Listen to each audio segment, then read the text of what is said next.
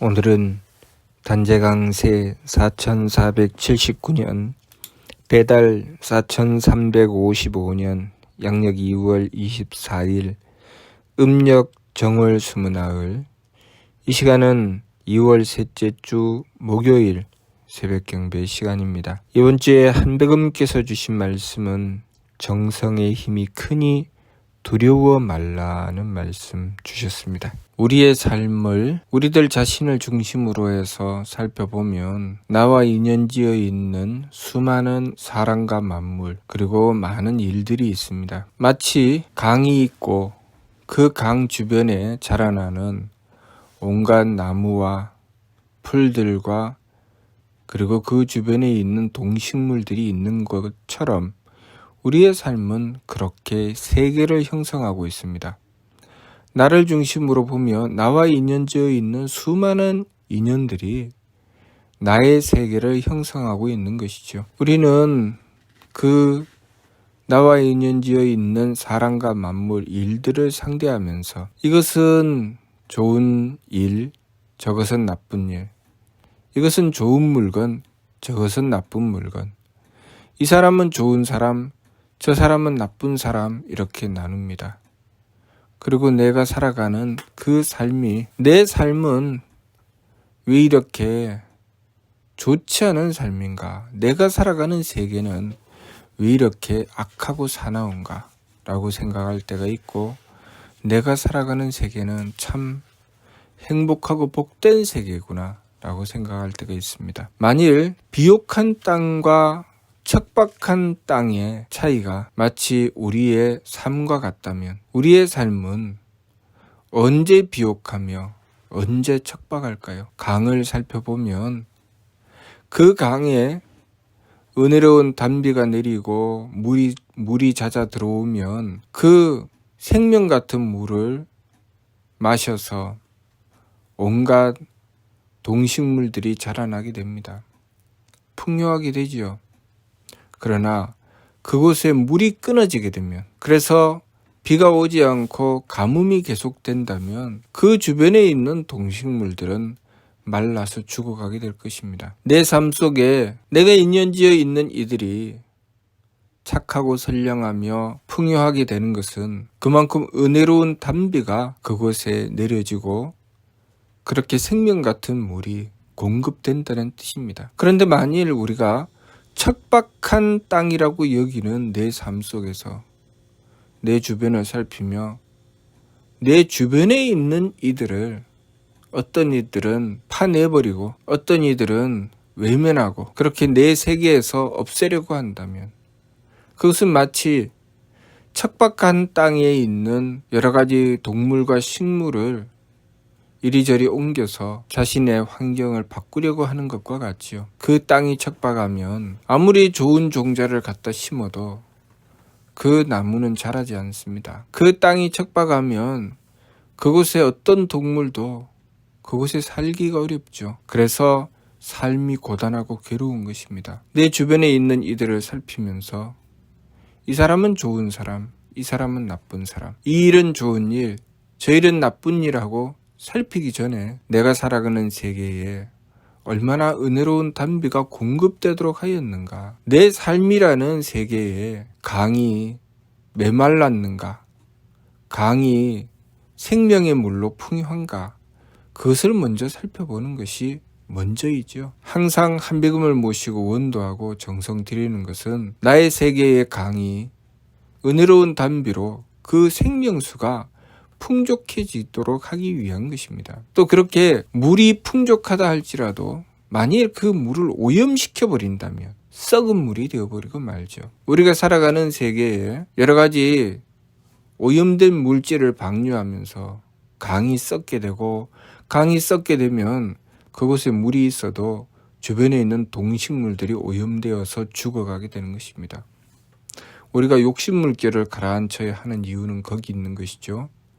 우리가 욕심을 부리고 하느님의 뜻이 아니라 내 욕심으로 살아가게 된다면 하느님께서 은혜로운 단비를 내려주시고 삶을 풍요하게 해주셔도 내가 부렸던 그 욕심 탓에 강물은 오염될 것입니다. 내가 살아가는 세계를 오염시키고 그 오염된 것으로서 내 주변에 있는 이들을 상대하게 되겠지요. 그러면 내가 살아가는 세계가 오염되는 것입니다. 내가 살아가는 세계가 오염되고 나서 결국 내가 못 살게 되는 것이죠. 내가 괴로워지는 것입니다. 그러니 내 주변에 있는 이들을 탓하기 전에 먼저 새 법을 힘써 행하여 욕심 물결을 가라앉히고 한백음을 모시고서 나의 세계에 은혜로운 단비가 내려지고 생명수가 내 인연지어 있는 이들에게 공급될 수 있는 길을 열어야 합니다. 물길을 열어야 되죠. 내 주변에 있는 이들에게 하느님의 생명수가 가서 닿고 그들에게 그 생명수가 공급될 수 있도록 항상 한백음을 모시고 원도해야 합니다.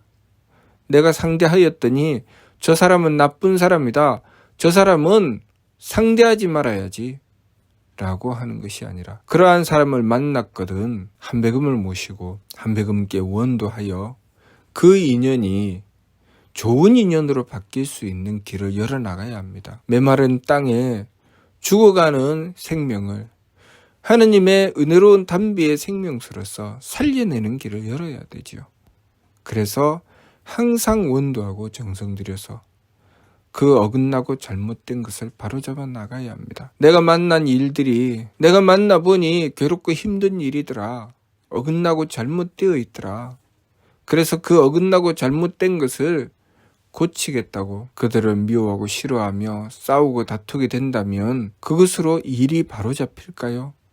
그것으로 일이 바로잡히지 않습니다. 메마른 땅에 나무를 이리 옮겨 심고 저리 옮겨 심는다고 해서 그 나무들이 정상적으로 자랄 수가 없습니다. 먼저는 은혜로운 단비가 내려지고 생명수가 공급되어야 합니다. 한백음을 모시고 원도하고 정성 들여서 그 정성의 힘이 미치도록 해야 합니다. 그것이 가장 먼저 있어야 되죠.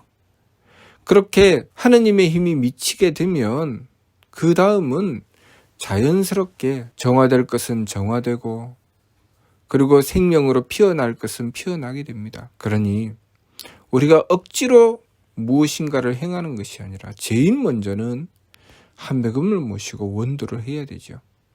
그리고 그 물이 오염되지 않도록 하기 위해서 지감, 조식, 금촉의 세법을 힘써서 욕심 물결을 가라앉혀야 합니다. 남편과 아내가 만나서 서로 사랑하고 가정을 이룹니다.